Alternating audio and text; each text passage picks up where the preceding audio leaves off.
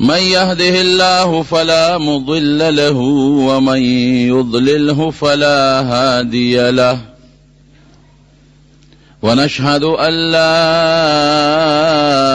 إله إلا الله وحده لا شريك له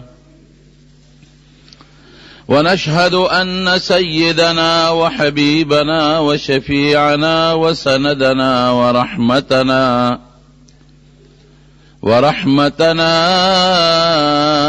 ومولانا محمدا عبده ورسوله. أما بعد فأعوذ بالله من الشيطان الرجيم. بسم الله الرحمن الرحيم.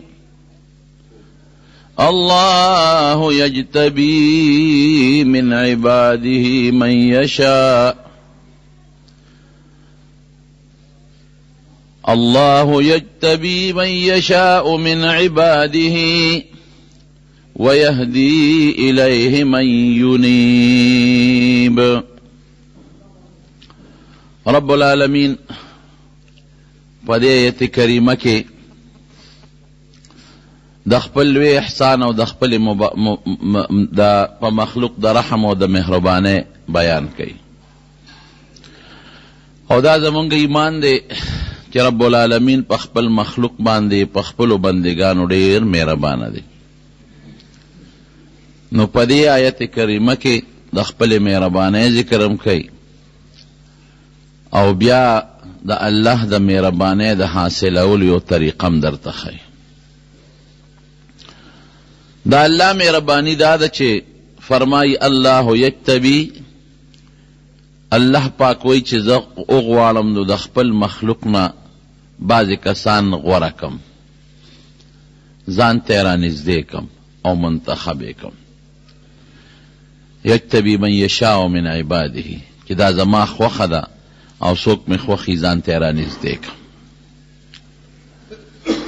اوس د دې د الله د نږدېکت چې خدای پاک ځان ته بنده رانږدې کوي او منتخب کوي، د هغې مختلفې طریقې دي. بعضې خو داسې خلک دي، داسې مخلوق دی چې مفتو کې الله ځان ته رانږدې کړي، هسې بې سی راخوښ کړي او ځان ته یې راقریب کړي، لکه انبیاء کرام پیغمبران دي. پیغمبران الله ورله نبوت ورکړی دی او پیغمبري ورکړې ده، او مفتو کې خدای پاک د خپل لوی نعمت او مهربانۍ دپاره غوره کړي دي. او یو مثال به زه ستاسو مخکې کوم د حضرت موسی علیه السلام. حضرت موسی علیه السلام د شعیب علیه السلام سره 8 کاله یا 10 کاله تیر کړل. په دې شرط یې ورسره تیر کړل چې د شعیب علیه السلام ورته وی ما سره به 8 کاله یا 10 کاله تیری نو دا خپله لور به درته په نکاح کړم. وی ډېره ښه ده. نو چې 8 کاله یا 10 کاله یې ورسره تیر کړي دي، نو بیا د شعیب علیه السلام نه رخصت راغشتې د مدین نه چې د ځم خپل علاقې ته، خپل وطن ته ځم، مصر ته. ځکه 10 کاله تقریبا شو چې د خپلې مور نه او د خپل رور نه او د خپل قوم نه راوتی. 10 کاله مې وشو او د فرعون په قوم کې سړی وجلی دی، نو هغه جرم یې د هغې په نیز خو لوی جرم دی. د 10 کاله تیر دی، په دې کې ډېره موده ووړې ده. اوس به یا ما پېژنې یا به مې نه پېژنې، او څه خفیه طریقې سره به لاړ شم د خپلې مور او د خپل رور او د خپل خاندان ملاقات به وکړم. سړي ته خپل وطن یادېږي. نو بیبي وله ورکړه خپله لور د شعیب علیه السلام، او یو کونټی وله ورکړه د شعیب علیه السلام. او علما لیکي چې دا هغه کونټی وه کمه کونټی چې ځان سره حضرت آدم علیه السلام د جنت نه راوړې وه.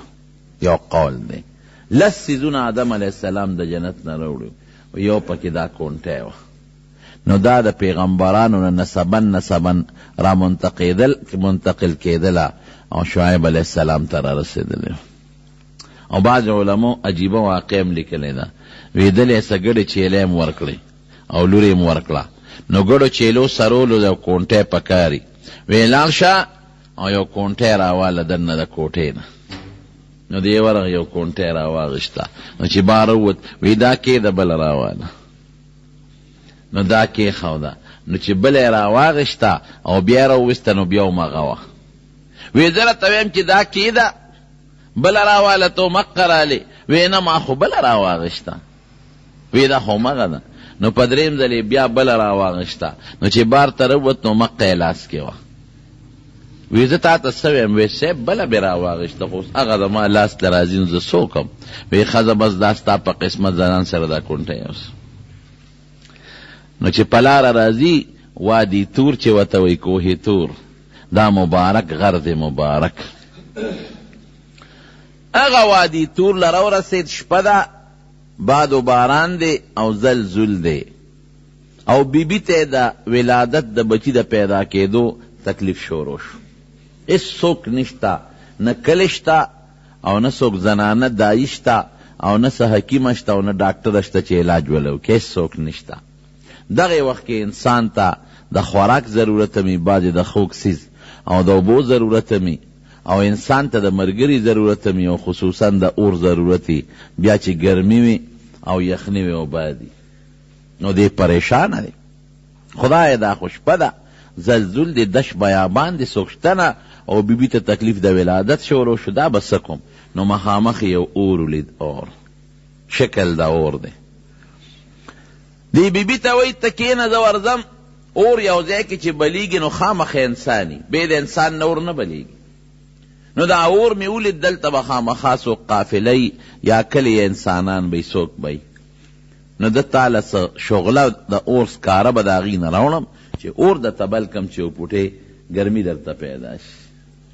بیبي ورته وایي دا کونټی ځان سره واله، د علاقه کې ماران دي او لړمانان دي، د هغوی د کلي خوا کې علاقه وه. او بل دا سپلی دی پخپو کا، اسې نه خپه دې خوږ نشي مار لړم دله ټک در نه کي. نو سپلی پخپو کړې، کونټی لاس کې واغېشته. نو چې هلته سینګ ورنږدې شو نو هغه د یو اونې په سر کې اور بلیږي. شکل د اور دی، اور نه دی، د اونې سر کې اور بلیږي. حضرت موسی علیه السلام حیران شو، دا په ونه اور څنګه ولګېد؟ زه لګېدلی به نو انسان خو نشته دلته، نه آبادي شته، په ونه به لګېدلي، لګي بعضې وخت کې اور د چا نه.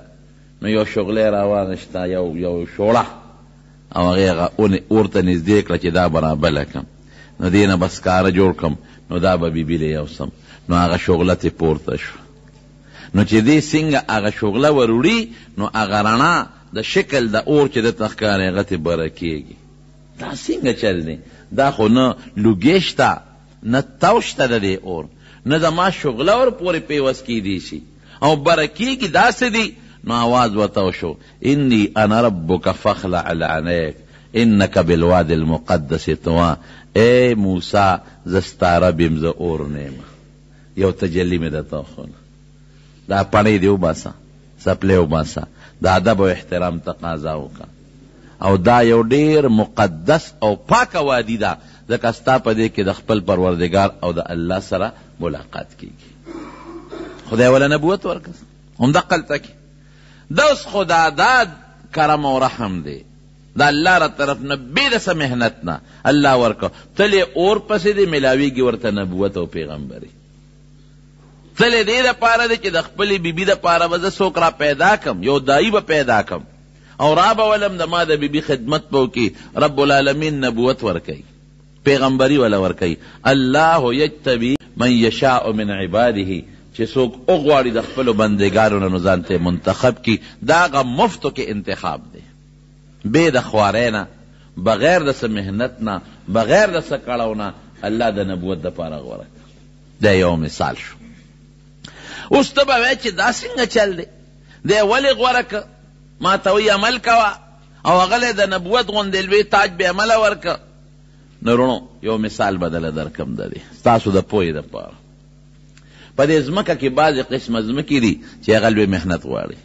زمیندار لګیا دی پکې یو یم کوي، پکې هغه شال بوټي م سوځوي، پکې سره مچوي، پکې ډیرانه مچوي او بخورم کوي، او بیا کله پکې دا جنجڼو کوي، کله بل چې دا خوږه شي دا خاوره اړی راړی یې محنت کوي، نو د هغې نه پس پکې کر کرونده کوي. بعضې ځمکه دی محنت غواړي، د کر کروندې دپاره پوره محنت غواړي.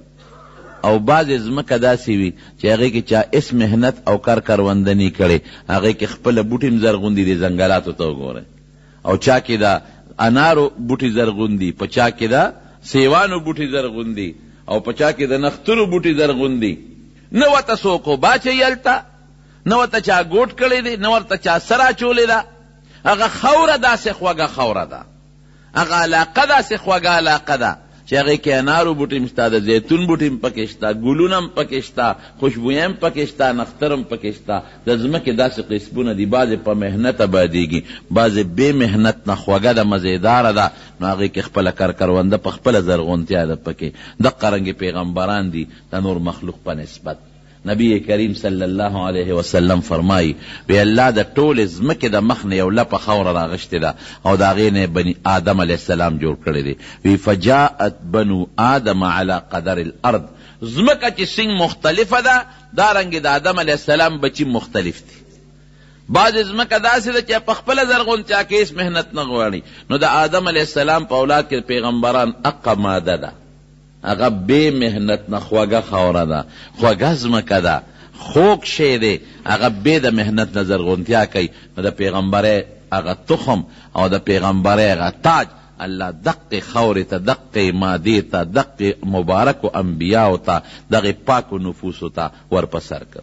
او زمونږ د خاورې مثال د هغې ځمکې دی، د شاړې مونږ بې عباده و، مونږ به ورله محنت کوو، نو بیا به زرغونتیا د ایمان هم پکې راځي او زرغونتیا د ښو اخلاقو او د اعمالو هم پکې راځي. الله یجتبی من یشاء من عباده. نو قرآن شریف کې الله فرمایي زه بعضې خلک خوښ کم، ځان ته یې رانږدې کم او غوره کم بعضې مخلوق.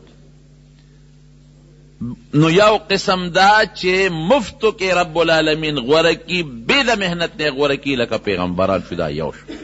دویم درته مثال ښیم. دویم څوک دی؟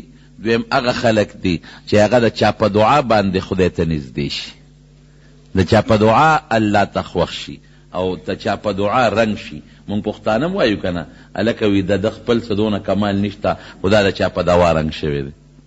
دا د دویمه وجه، دویم طریقه ده، او د هغې مثال به م د تاسو له درکم چې تاسو ورباندې په اسانه پوه شي. څنګه دی؟ حضرت ابو هریره رضی الله عنه د حضور پاک مبارک صحابی دی. دی مسلمان دی او مور کافره ده. خپل راځي حدیثو کې راځي چې ابو هریره رضی الله عنه وایي زه مسلمان شم او زما مور کافره ده، امي راغبه، مور مې راغبه ده د ایمان نه. نو مور به وهه چې د خپل زوړ دین ته واپس شه، ده به یې مور داسې نه کوم. نو چې دی به کور ته لاړ نو مور بسې سپېړه وویسته، نو دی به واپس د کوره راووت. نو یو ځل کور ته لاړ نو مور ورته چوکه ونیوله، وی تا ته زه ویم چې دا نوي دین پرېږده، ستا د پلار او ستا زما دین چې کوم دی، زما د نیکه او د نیا دین حقه به قبلې، نن دی نه پرېږده. نو دی غریب تی بار راووته، نو هغه ورپسې د کور نه بار را په منډه شوه. نو دی تی راغی نبی کریم صلی الله علیه وسلم حضور پاک له چې څنګه راغی، نبی علیه السلام دقسې محراب کې ناست دی، یعنې په مصله ناست دی، په خپل ځای ناست دی، داسې به ووایو چې ناست دی جناب. دی په خفګان راغی، حضور پاک وایي ولې ابو هریره؟ وی صاحب زه درته وایم چې زما دې مور له دعا وکړه او ته وله دعا نه کې، هر وخت مې وهي او ما ته وایي چې د خپل زوړ دین ته دې راشه، او صاحب یې ووالم او راو تښتېدم تی. وی هغه دې صاحب را پسې را روانه ده، هغه بوډۍ را پسې دلته ستا مخکې را روانه ده، څه دعا نه کې. دغسې نبی علیہ السلام له په خپلو لاسونه یې غښودي دي. حضور پاک لاس اوچت که یا الله د ابو هریره مور مسلمانه کې. دوی وکړل چې دوی وکړله، وی صاحب دقه دې راله، دا خو د حضور پاک دعا ده. افسر یې ډغره وواله چې څنګه راله؟ نبی علیہ السلام ورته وی بد حق دق ودرېدله. وی څنګه راغلی؟ لږه غلی شو. د ابو هریره مور څنګه راغلی؟ کوټه کې وغورځو. وی د الله رسول د اسلام په نیت راغلی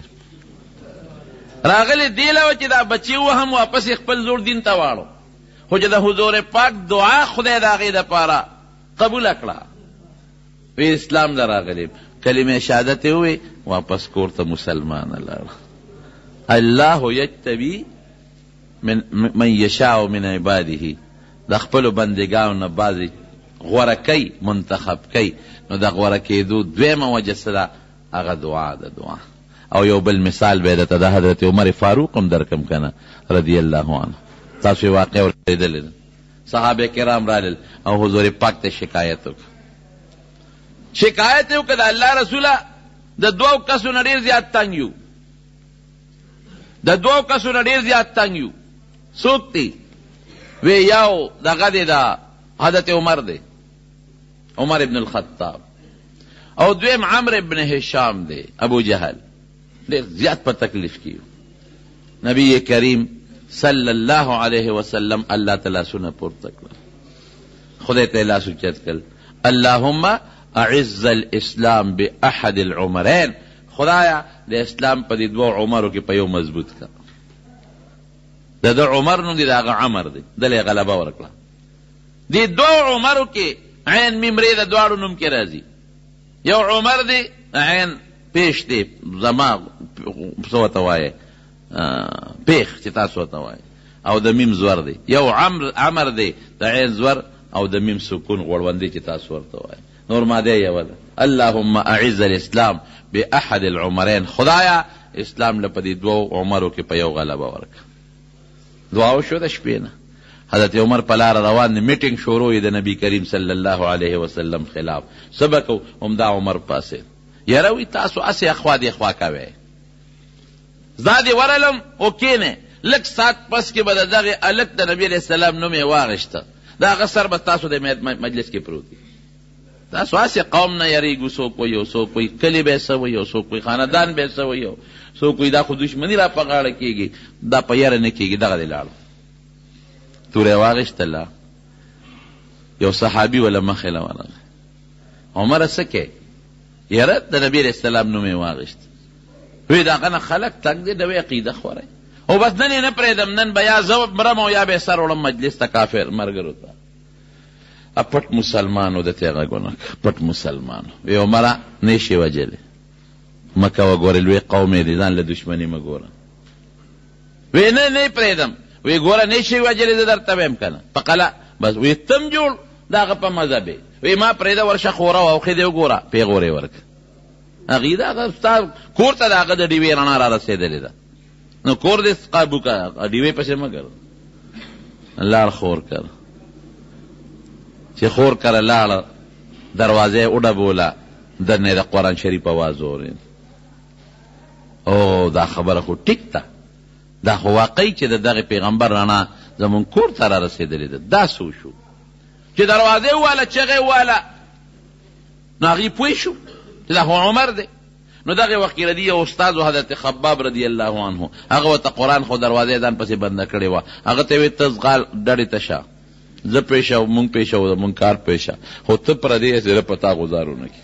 دی خور یې مو دی اوښې هغه غریب یې کوټه کې دننه پټ کړه. دی چې څنګه راننوت اوښي سره په پرده ونه شو. ښه ته مسلمان شوې، صابي شوې، بېدینه شوې، زما خور دې م بېدینه کړه او صابیه دې کړه. نو دا خور ولر د عمر د دې خاوند او د دې خپل رور په منځ کې دغه کوي، جوړه کوي، صلح کوي، جګړه ختموي. چې جګړه ختموي د دواړو منځ کې، نو عمر له خو غوسه ورغلې وه، څپېړه اوچته کړه او دا خور یې په دا مخ وواله. خو دومره مضبوط غوزار یې ورکړه چې د هغې د مخ نه وینه اوچته شوه او د عمر په دې مخ ور پرېوته. دومره مضبوطه څپېړه وه. بس همدا عمر خور وه، جذباتو کې وه. هغې ویده چې څه دې خوښه یې کوه، بلکل زه مسلمان یم او زما دا خاوند مسلمان دی، موږ مسلمانان یو. وی ښه تاسو اسلام راوړلی یو. بس دقې وخت کې دیم حق دک ودرېد. وی دا تاسو څه ما ته ووایه. وی نه موږ درته نه ښایو، ته خو پلیت یې، موږ پلیت له نه ورکوو. وی نه داسې مهرباني وکړې ما ته وښایه. وی نه حضرت خباب پیش و چې معامله بدله ده، بیګا حضور پاک دعا کړې ده، معامله بدله ده.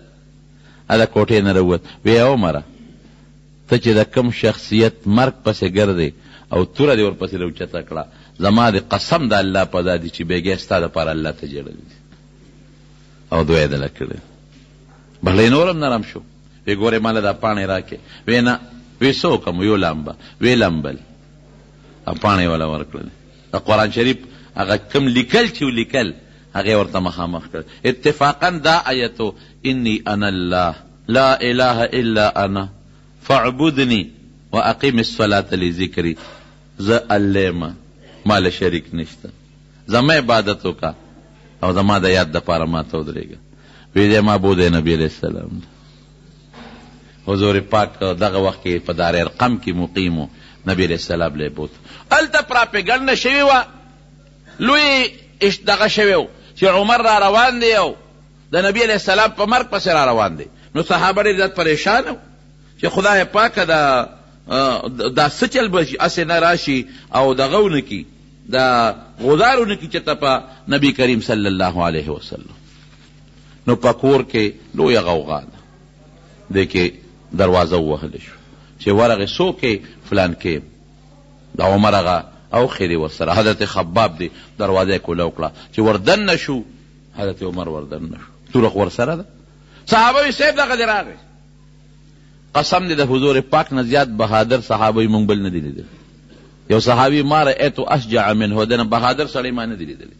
صحابه ته تاسو کېنئ او په خپله وی که دې په ښه نیت راغلي خو هر کلی به ورته ویم، او که په غلط نیت راغلي په دقه توره به تې دا سر وه چې دا ده سره کومه توره ده.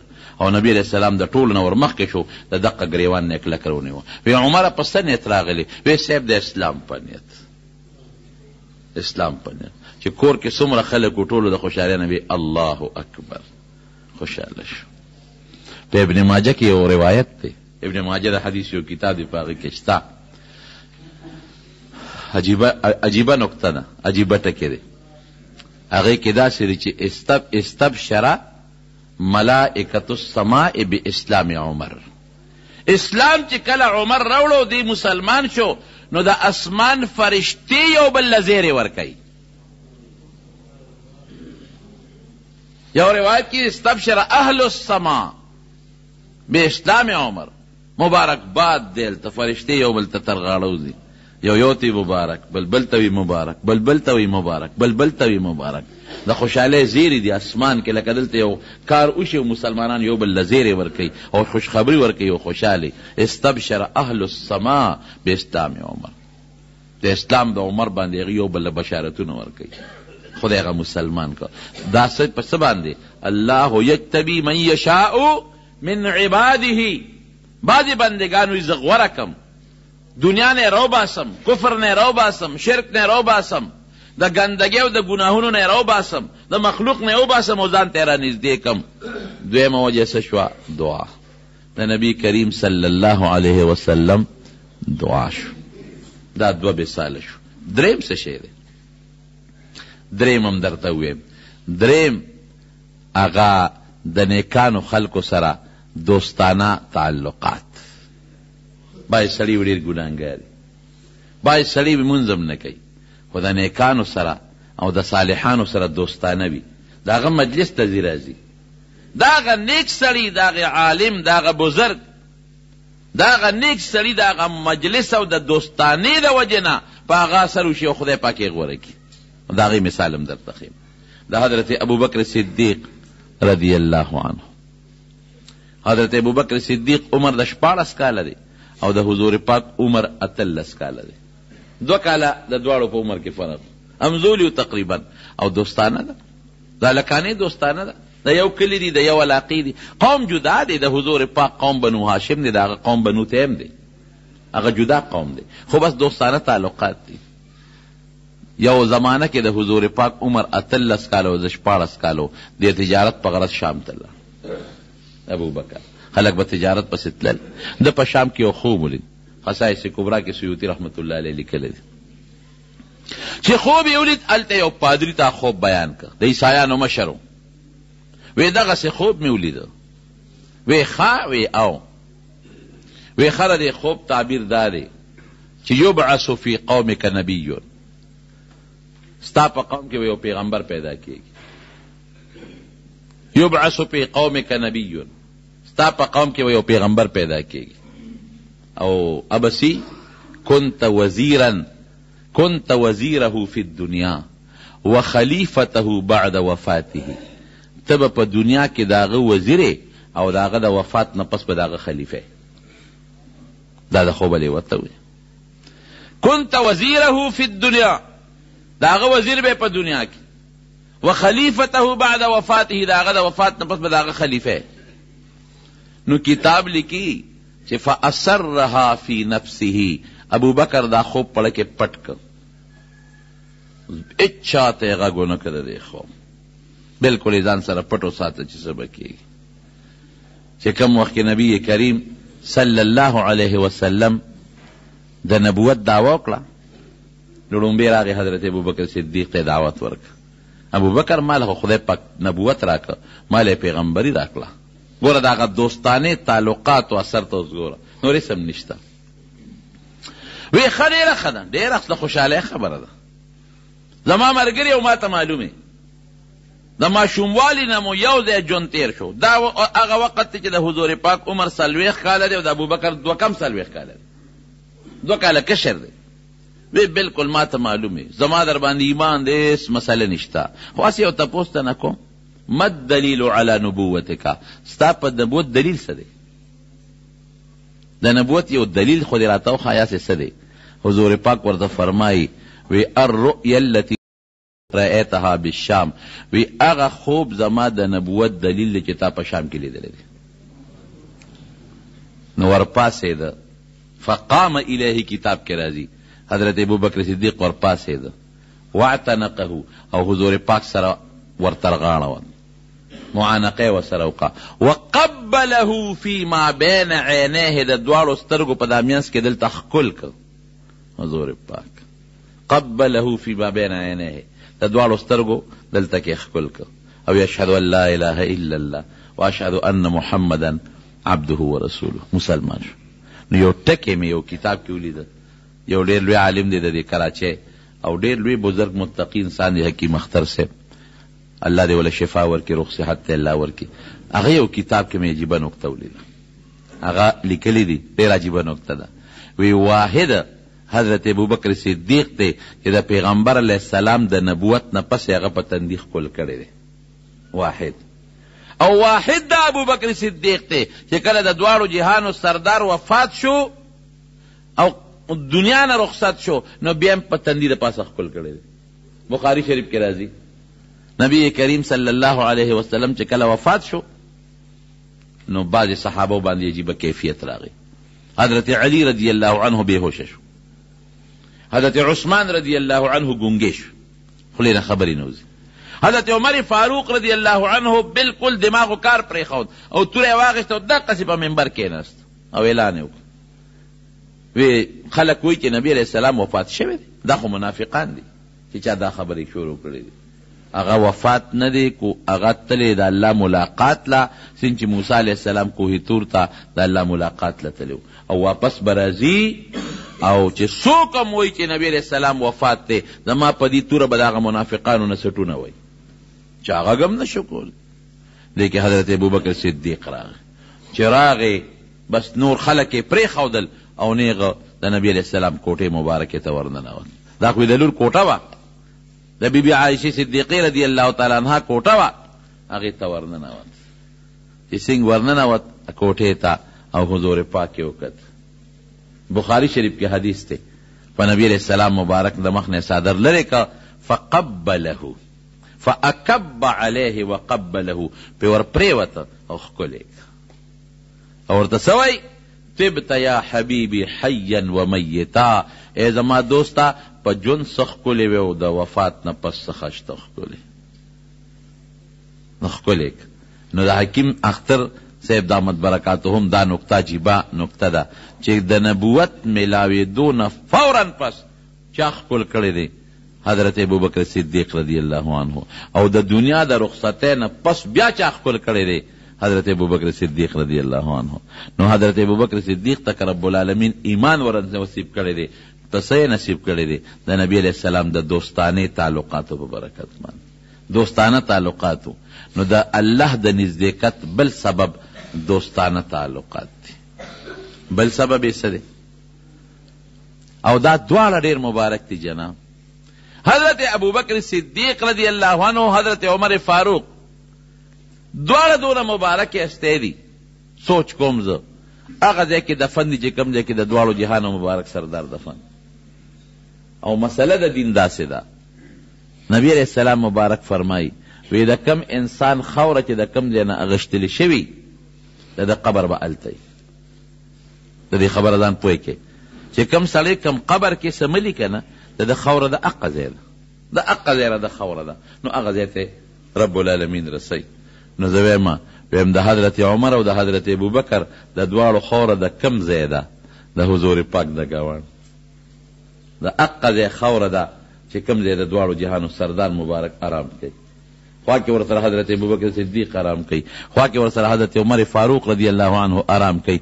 نو چې کومه د حضور پاک د ګاونډ خوره ده رښتیا ووایه هغه خوره به بهترینه که بیکاره وي؟ بهترینه خوره.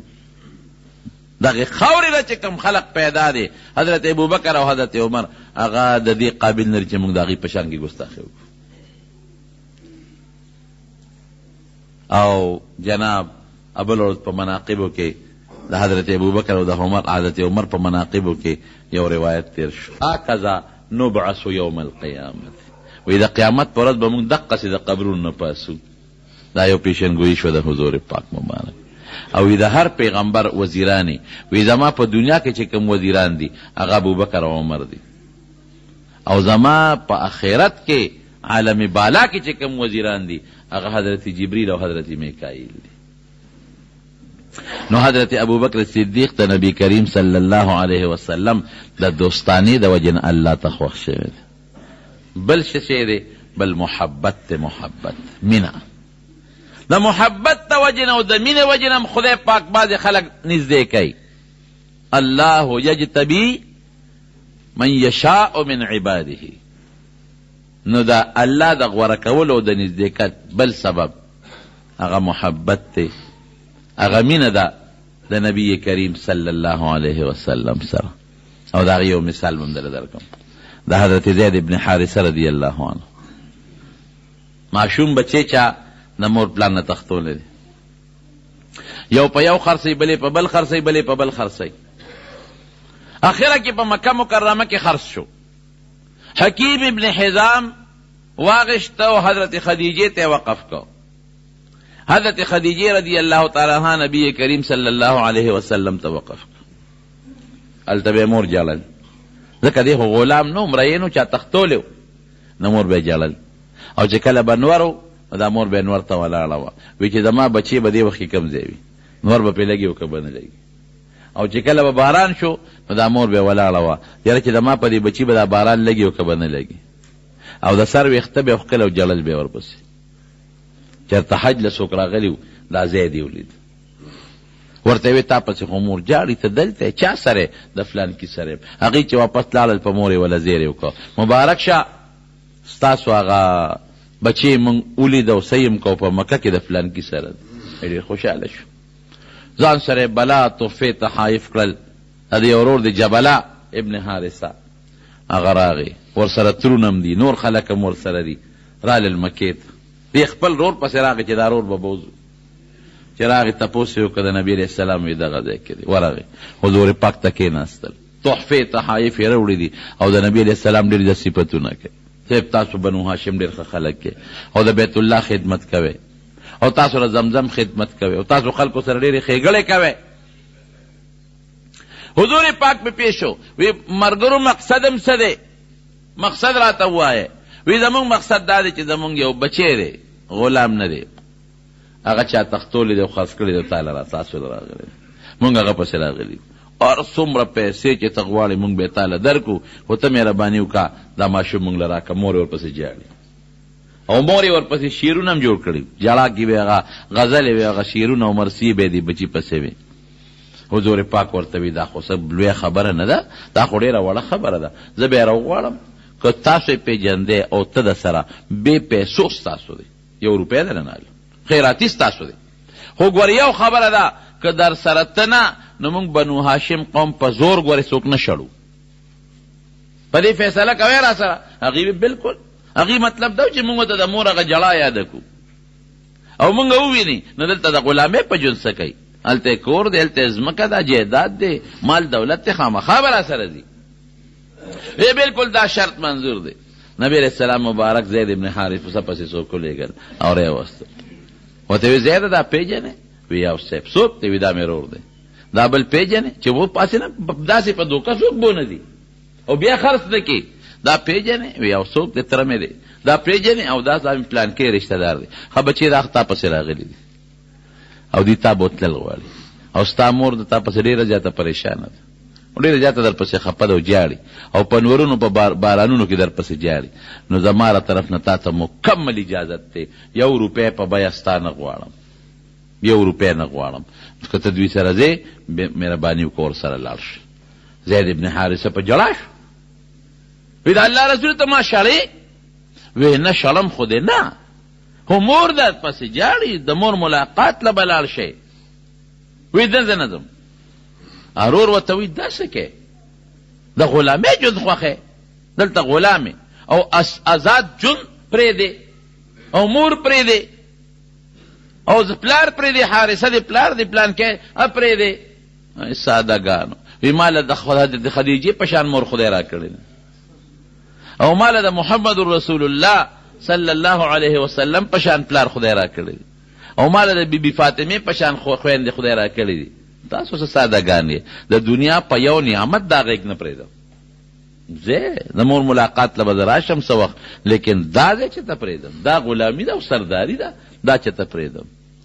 نبی کریم صلی الله علیه وسلم فورا اعلان وکړ.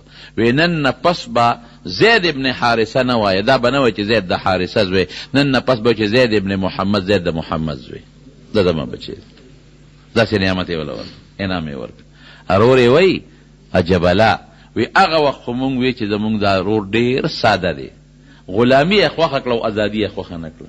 پردی وطن یې خوښ کړه او خپل وطن یې خوښ نه کړه.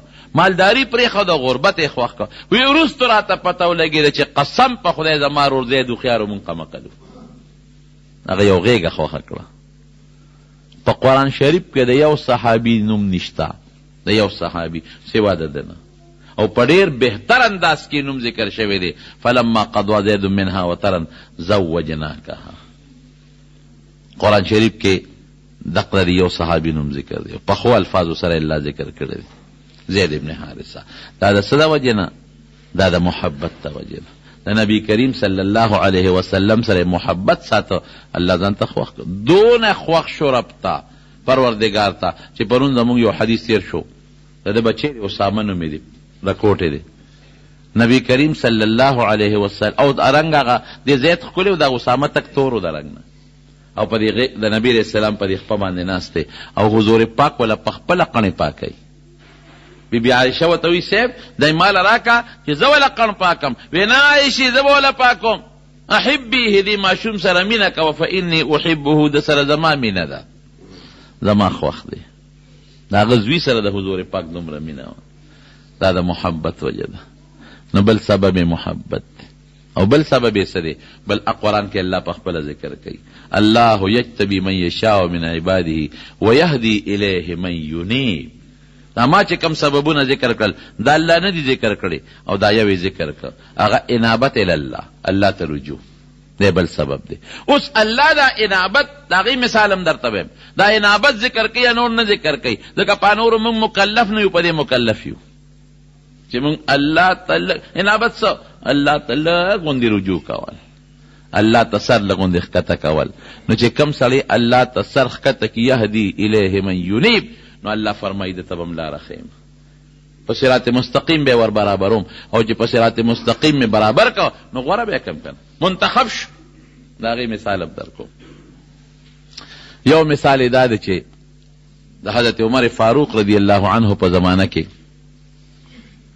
یو سړی سندرې به وي، ګانا بجانا والا، او شپېلۍ به ورسره وه، په هغه شپېلۍ به شپېلۍ والا، او د هغه شپېلۍ نه علاوه به لګیا سندرې به یې وې او هغه باجه به یې واله. دنیا به ورته راغونډه وه، دې ګمراهۍ ته خلک راغونډېږي چې کوم ځای به دغه کسو او ده به خپله باجه کوله وکړه، نو دنیا به راله تماشې ته به ودرېده او ده به په خشته اواز ولا الله یو حسین اواز ورکړی، دا د پیسو باران به وي. اوس هم خلک په دې ډمانو ومانو د پیسې میسې نه لري، پیسو باران و. چا به الوا راوړلو، چا به ډوډۍ راوړلو، چا به خوراکونه راوړلو. ده به هغه خپله نخره وکړله، شیرونه به یې وي، ښځې به هم راتلې او سړي به هم راتلل. لیکن وروڼو د هر څیز یو خپل اندازه یي. بوډا شو، چې بوډا شو اواز یې لاړ برباد شو، ختم شو اواز. نو خلک خو به د اواز ته راتلل، خشته اواز باندې به ګانه کوله او غزلې به یې وې، هغې له به خلک راتلل. چې بوډا شو هېڅوک وله نه راځي او د ارامه پیسه ګورې ټینګېږي هم نه. چې څه یې ګټلي وو هغه یې والوزول، ختم، پلوپری ختم. اوس بوډا شو، یو ځای له ځي هغه خپل بکس کي دی هغه باجا، او باجا وایي اواز ورسره کوي. نو اوس خو د اواز د خر اواز د انسان دغه نه جوړ شي، نو څوک هم وله نه راځي. بل ځای کښېني څوک هم وله نه راځي. بل ځای کښېني بازار ته لاړ چې هلته خپله باجه راوباسي، لاس یې مصرفېږي، هغه باجه هم کار نه کوي، هېڅوک نه. شپېلی راوالي، هغه شپېلی کې ورته د خولې نه اواز نه، خولې خو جرابه جوړه ده، نو پوکې وباسي، پوکې هم نشي ایستی، ډوډۍ پسې غریب اریان دی. یو متل دی، هغه یو ځای کې یو ډمان راغلي و، یو سړي ورله پوزکۍ راستی و، نو هغه ډم لګیا دی، ډمتوب کوي، نو هغه هم اواز خراب و، ټول خلک دی لاړل، دغه پوزکي والا ورته پاتې شو، نو ټول لاړل. دا ډم دی پوزکي والا ته وایي زما د اواز جوړ ستا ډېر خوښ دی ښه، ځکه چې دا ټول لاړل ورته پاتې شوې. وی خدای دې بېخ ستا د اواز وباسي، دې پوزکي ته ناست یم، دا ډول به دې اوچت کړه چې دا خپل پوزکي اوچت کړم.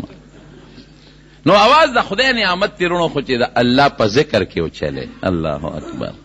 اواز د الله د خدای لوی نعمت دی، خو چې د الله قرآن پیدا کې او خشته نعتونه پې ووایې، نظمونه پې ووایې، د الله صفت د پیغمبر صفت پې وکړي.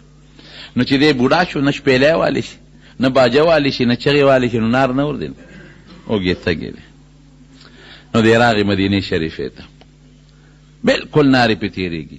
نو د بقي مقبرې ته لاړ، جنت البقي چې کومه مقبره ده، نو هغه مقبره کې یو زوړ قبر و ناست، ګرځي پکې یو زوړ قبر یې صحیح که ناست دی. نو هغه قبر کې لاړ سملاسته او خدای ته یې چغه جوړه کړه چې یا الله تا ماله چې کم وخت کې اواز را کړی و، نو ما په دې ډېرې پیسې ګټلې دي، چا به الواګانې راوړلې، چا به ډوډۍ راوړلې، چا به را باندې پیسې شیندلې. اوس مې لاړ، اواز ختم شو، لاسونه مې رپېږي، هېڅوک نه را نږدې کېږي. خدایه هر چا پرېښودم، خپلم پرېښودم، پردوم پرېښودم، بچوم پرېښودم، اخیري وخت مې دی الله تعالی راغلی.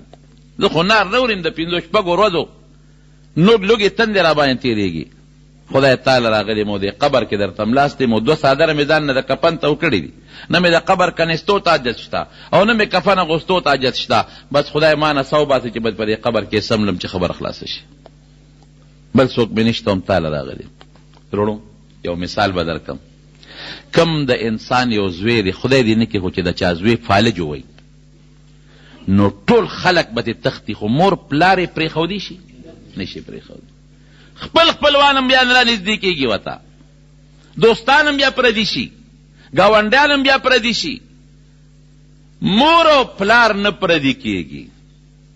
که د ده نه غل او متیاد هم په دا کټ کې بیږي، خو حقه مور راځي او د دې بچي هغه متیاد هم پاکوي، هغه نه پردی کېږي. هغه پلار به ګرځي، حرام او حلال به را پیدا کوي، خو دې بچي له به راځي، پردی کېږي نه. الخلق عیال الله. مونږ ډېر ناقصه سوچ دی، مونږ پوه نه یو. نبی کریم صلی الله علیه وسلم فرمایي دا مخلوق د الله داسې دی لکه د انسانان چې د خپلو پلارانو نه د پلارانو څنګه دي، داسې دي، داسې د خدای اولاد نه دی، د خدای بچی نه دی، خدای له اولاد او بچی نشته، خو لکه څنګه چې بنده په خپلو اولاد مهربانه دی، دارنګې الله په دې خپلو بندګانو مهربانه دی. چې د هر چا نه ناپوره شی وتښتي او هر څوک دې وغورځوي، نو خدای ته ودرېږه، نو خدای دې نه غورځوي، ځان ته دې را نږدې کوي، خدای دې نه غورځوي. یهدی الیه من ینیب. الله قرآن شریف کې فرمایي چې لږ دې الله ته انابت وکړو، لږه رجوع دې وکړه، نو خدای دې پس ځان ته را نږدې کوي. بیا الله یجتبی من یشاء من عباده، پرېږدي دې نه بیا. نو وی خدایا کفن ته مې اجت نشته، اغوستی مې دی، قبر کنستو ته مې اجت نشته، پکې ملاستیم، او د 2 ورځو نارې ما اواز مې لاړ خراب شو، باجه نه شم والی، څوک ډوډۍ نه درکوي، پروردګاره بس ما نه دلته څه وباسه. هلته خلیفة المسلمین حضرت عمر فاروق خوب ویني، حضرت عمر فاروق، او په خوب کې الله ویني. الله ورته وی لاړ شه بقي مقبره کې یو بنده دی، او اخر وخت کې چې ټولو خلکو پرېښود، نو ماله راغی، ټولو خلکو شړه، بچو شړ، پردو شړه، ماله راغی. فټافټ فورا ورشه، د بیت المال نه مستقله وظیفه مقرر کا، او راولې یو مضبوط منصب ورکه، ځان ته نږدې کا. اله شابه دله ورشه، د ده په نږدېکت تاله د جنت مرتبه اوچتو. شابه فټافټ ځان ورسوه. حضرت عمر غوندې هغه شخصیت الله ورلیږي چې د کم شخصیت متعلق وختي د ابن ماجه حدیث به درته ووې چې د اسمان فرشتې د چا په ایمان یو بل له زیرې ورکوي. حضرت عمر را پاسېد چې راغی بقي کې ګرځي، یو خوا بل خوا منډې وایي چې ورغی چا کم قبر کې پروت دی، یو زه ګوري یو کنده بله کنده چې ورغی دی پکې پروت دی. چې دا حضرت عمر ولید لوی هیبت، د حضرت عمر خو لوی هیبت وکړ. حضرت عمر د هیبت نه خبرې. نبی کریم صلی الله علیه وسلم یو حدیث کې راځي یوې ښځې منښته کړې وه، حضور پاک ته راغله وی صاحب ما یو منښته کړې ده، کله دې جهاد نه ته خدای سالم واپس راوستې نو زه به تمبل وم. وی که منښته دې کړې وې وه او که دې نه کړې مې وه. وی نه منښته مې کړې ده. نو لګیا وه د خوشحالۍ نه تمبل و. دې کې حضرت ابوبکر راغی همغسې تمبل وی، حضرت عثمان راغی همغسې تمبل وی، خو چې حضرت عمر راننوته نو زه تمبل د لاندې کوه د پاسه پې کېناسته. حضور پاک وی عمره وی ابوبکر وی چې ته کم دی ته راشې نو شیطان هم دغه دی نه تښتي، چې ته کم دی را شیطان تښتي. وی دې تمبل و ابوبکر راغ زه ناست وم هغسې و، ابوبکر راغی همغسې و، عثمان راغی همغسې و. وی چې ته رالې نو وی تمبلې د ځان لاندې وی د الله رسوله ته مناسب چې خلک ستا نه ویریږي. او یو بل روایت کې راځي ابلو زمونږ حدیثو کې تیر شو، بار حبشان یو جینۍ وه حبشیه، هغه وینځه وه، دا وینځې خو هر څه کوي نو ماشومان ورته راغونډو او دا وینځه ورته ګډېده په لاره کې، وینځه ورته ګډېږي سندرې وایي او توره وینځه ده ماشومان ته ګیر چاپېره راته ودي. نبي کریم صلی الله ورته د دروازې د په سوري نه وکتل، عایشې ته وی راشه عایشې وګوره، ښځې ته وګوره، هم پېغله ښځه نه وه لکه جینۍ وه، د جینۍ ته وګوره هغه د ګډېږي او ماشومان ته راته ودي، تماشې کوي ورته تعجب کې دي. دې کې حضرت عمر فاروق رضی الله عنه راغی، چې راغی ښځه مو تښتېده ماشومان هم وتښتېدل. حضور پاک وفرمایل وی چې عمر راغی او هغه ښځه وی د انساني شیاطین او جن شیاطین نه تښکاري چې په دا کوڅو کې منډې وایي. عمر دا وجل عمره وی چې په تک په کومه لاره دی شیطان تا سره یو دی په لاره نه ځي. د هیبت دی چې څنګه ورغی اوس هغه کاکا خو په قبر کې پروت دی. چې عمر یې ولید بس پره پیدو شو.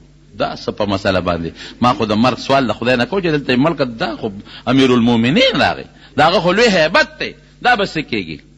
حضرت عمر فاروق د مټه ونیوه وی یارېږه ما خپل پروردګار په خوب کې لیدلی دی او ما ته اډر کړی دی حکم چې زما هغه دوست ته قبر نه راوباسه، ما ته انابت کړی دی، ما ته رجوع کړی ده.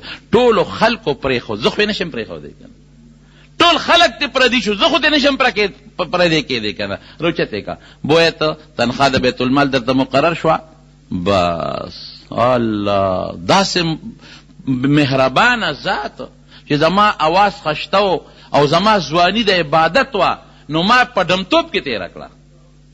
زما لاسونه خپې چې د کار وې او زما وجود د رجوع د نیو دی او زما لاسونه خپې د الله د سجدو دي، نه مې په ډمتوب کې تېر کړل چې د هر څه نه پرېوتم نو بیا مې ځان ته خدای راکاږي. دونه مهربانه ذات. بس تر مرګه پورې هغه سړی الله ته په سجده او الله ته په زاره یهدي الیه، الله ځان ته نږدې کوي څوک من یونیب، چې څوک ځان الله ته نږدې کوي. او دویم مثال هم در کوم، یو سړی دی هغه لګیا دی سندره وایي، خشته آواز یې دی ښکلې مزېدار. عبدالله ابن مسعود رضی الله عنه په لاره تېرېږي. عبدالله ابن مسعود په لاره ځي، دنیا ډله راغونډه ده، هغه آواز عبدالله ابن مسعود واورېده، د هغه ډم هغه آواز یې واورېده. اوهو ما احسنه صوت، دا څه خشته آواز دی. لو قرأ بها القرآن، اوهو دونه خشته آواز، ارمان که په دې د خدای قرآن لوستی وي څه ښه به وه. دا آواز خو سندرې له نه دی پیدا، دا آواز خو مناسب دی چې د الله قرآن پې لوستلی شي. چې دا خبره څنګه عبدالله بن مسعود وکړه نو دا خلک بیا هم د مولا احترام کوي. ګناه ته ولاړې خو چې عالم وویني نو منډې کړي. چې خلکو شاته وکتل عبدالله بن مسعود نو خلک خواره واره شو.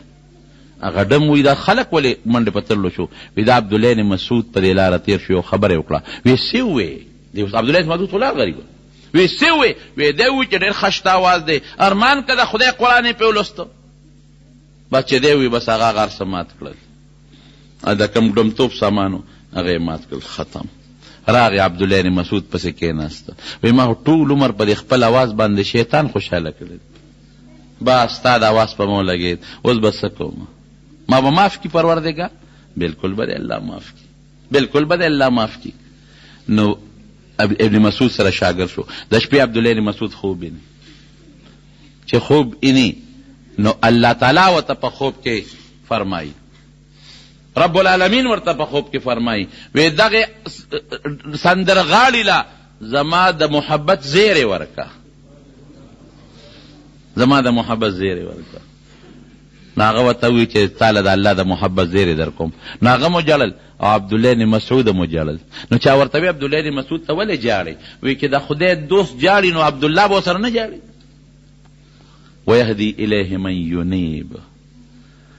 نو رب العالمین ته چې څوک هم انابت کوي که نه، الله ورته بیا د خپل ذات ته رسېدو لاره ښیي. الله یجتبی من یشاء من عباده ویجتبی الیه من ینیب. نو دا اخیری یو وجه د آیت کې رب العالمین ځکه ذکر کړې ده چې موږ په دې مکلف شو. ورونو د دې ټولې خبرې خلاصه دا ده چې د الله ذات ډېر مهربانه ذات دی. دا کافران ټول لګیا دي او د خدای دشمني کوي. څوک وایي خدای له زوی دی، څوک وایي خدای له لور ده، څوک وایي خدای محتاجه دی، څوک وایي دا باران فلان کې بوت کوي، څوک وایي دا زوی فلان کې بوت را کوي، او سره د دې رب العالمین ټولو له روزي ورکوي.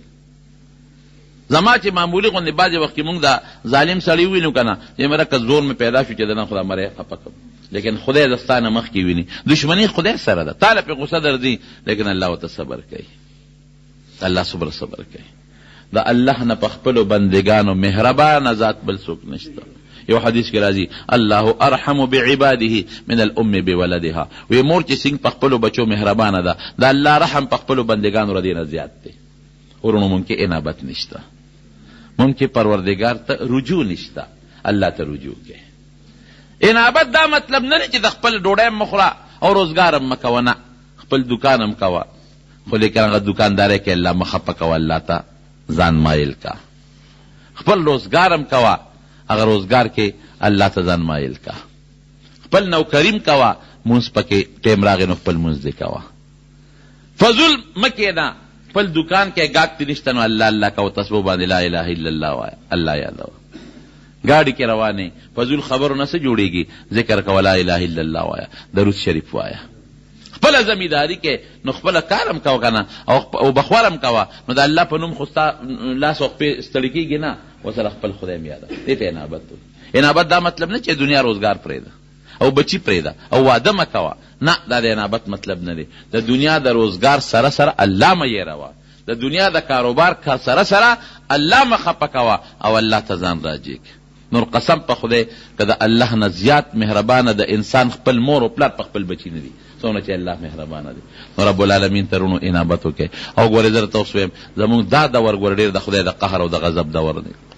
داسې د فحاشۍ او د بېدینۍ سیلابونه روان دي که نه، لکه سیند کې یو لوی سمندر دریاب په تیزۍ کې یو مضبوط سیلاب رواني، داسې د فحاشۍ، د بېدینۍ، د ډمتوب او د دین نه د لرې کېدو دا سیلابونه روان دي. د دې دپاره بس یو علاج دی چې هغه انابت الله، خدای پاک ته رجوع کول، عالمانو صالحانو نه دعا اخیستل، د نیکانو خلکو سره ملګرتیا کول او د دین سره مینه کول، محبتونه. خدای پاک دې زموږ نه راضي شي. دعا وکړئ رب العالمین ته زموږ نه راضي شي.